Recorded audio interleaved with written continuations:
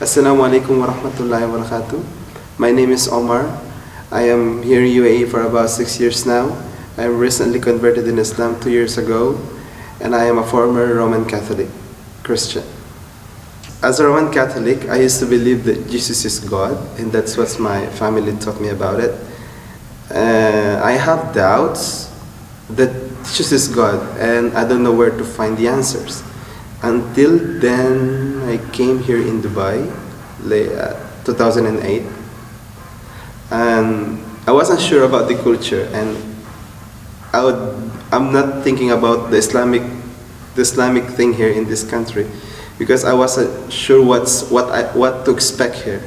So when I came here 2008, my father used to live near the masjids, and I used to come with him early in the morning, so like 5 o'clock to 5:30 in the morning.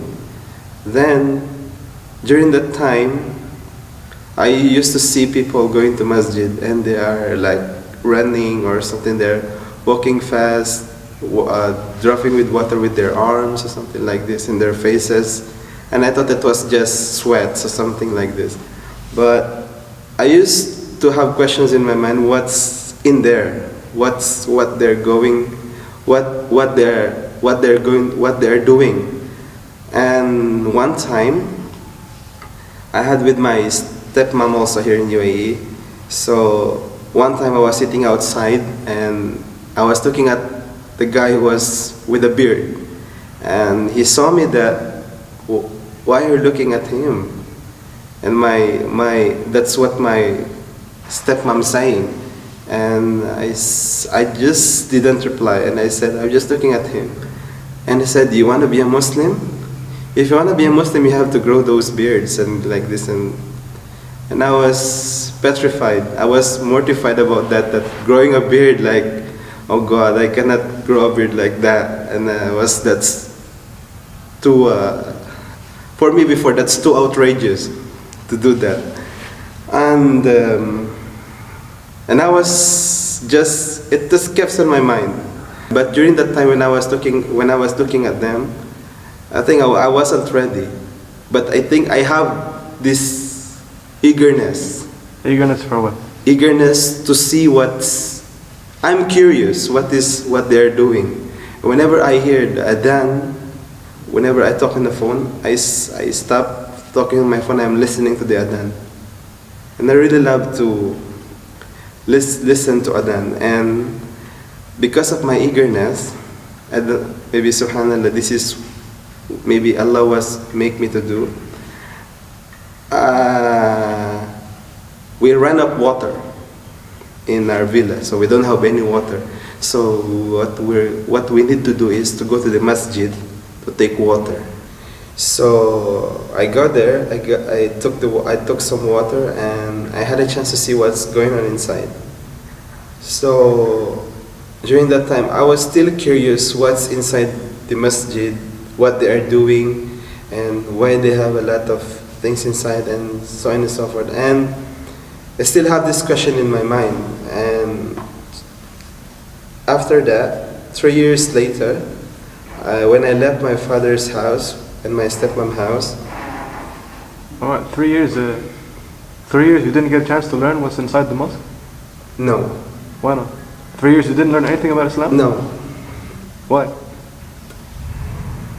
Because what my stepmom told me during that time, I was so outrageous. I didn't have the chance to learn it, and I don't know how.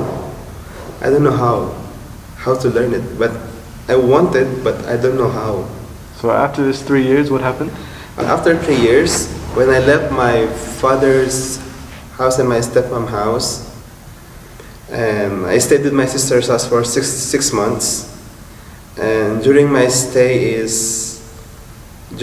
with my sister, it was really good because you're living with your family again and something like this. Then one day, I was sitting in the house, and my sister told me that she will go to the grocery, the West Zone, something like this, to take some groceries. So when she came back, she threw me a book, like I don't even remember the title, but it says the understanding about Islam. It's something like this. Then she threw it in my bed and it said, somebody gave it to me and I don't have the chance to read it. And I said, okay, I just kept it in my bed for 1 week. Then one time I was really bored and I took it to my work. Then I was like, okay, he said, I'm gonna read this book, and sitting in my table in my work. So when I read this, I read the book like maybe an hour, and I'm starting to feel better because the scientists who was there they learn about the Islam, so something like this, the science, everything, the Quranic verses, the science, their studies, it's all comes together and there is no conflict about it. And for me, when I read those scientists who studied Islam, who studied the book, the Quran, and I said, this is the answer I want to know, because they have the proof, they have everything. So when I turn the book, it has telephone number on it, and I called this telephone number, and the guy answered the phone, and he asked me if I want to become a Muslim, because I told him that I need to know something. And the guy said to me, if you want, you can come in our Islamic center here in the Yafa, at the backside of the Carrefour Express. So when I left my work, I didn't go in my accommodation first. I need to find this place immediately. I don't know why I was feeling like that. I need to find this guy, I need to find this place.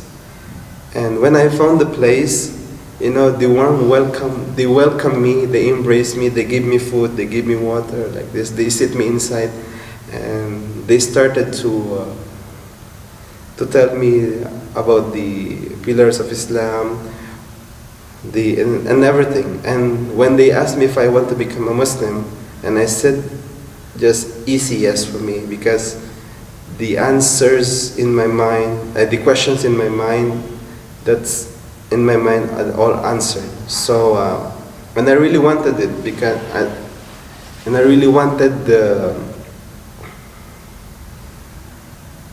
It's okay. All right. What questions did you have in your mind? Like there are a lot of things. Like the question that comes in my mind, where I'm gonna be after I die. And the guy said, if you do good things, you'll be in paradise. If you do bad things, what Allah's ordered to do good, and what Allah's forbidden not to do, and then you'll go to paradise. I was telling him, like, this is the answer I need to know, because in my childhood days, this is my question.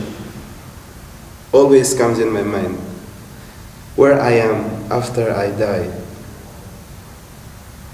Okay, and now you've been Muslim for 2 years. Mm-hmm. How do you like Islam? What did you find that was really amazing in Islam, and how is your life now compared to before? What differences are there? Is your life better now? Being a Muslim now is one big factor for me that changed me, because those bad things, I eliminate them easily. And before it was, don't have the nice connection, I don't have the strong connection with my family. Now I have these things that I need to, what Islam is teaching is not to forget your relatives, stay with them, and it's like this. And especially to my father, to my sister, it was like this. I get a strong connection with them, a strong relationship now, and the brotherhood was so amazing, subhanallah. And what would you have to say now, if there's anyone out there, thinking about entering Islam, if they want to know more about Islam, what would you say to these people? I think, as I knew, for those people who want to become a Muslim, is if you really really wanted to know, if you really wanted to know about Islam, is if you have these feelings, that's questions in your mind or inside you that you feel confused, don't hesitate to come to some of the nearest Islamic centers. And if you want to learn about Islam, don't wait till long time, because we don't know when Allah will take our soul, or when we will gonna die. Because if we take it quite long time and we need to know the truth, like me, it takes quite a year to come in Islam. So if you have this feeling that you have to know Islam, immediately you have to come or you read some books in the internet or the nearest Islamic center. You need to come, because we don't know where we're gonna be, because tomorrow is not promised for us if we're gonna live or we're gonna die. Okay, is there anything else you'd like to say?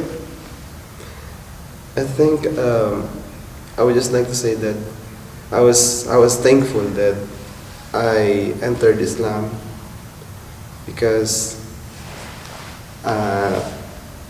without Islam, I don't know where I am right now. Because I feel my life is so complete, and everything now for me, it's so clear that if I did this, if I did that, there's a consequences. And I think that's the best way I can say. What else I have to say? I'm really thankful, alhamdulillah.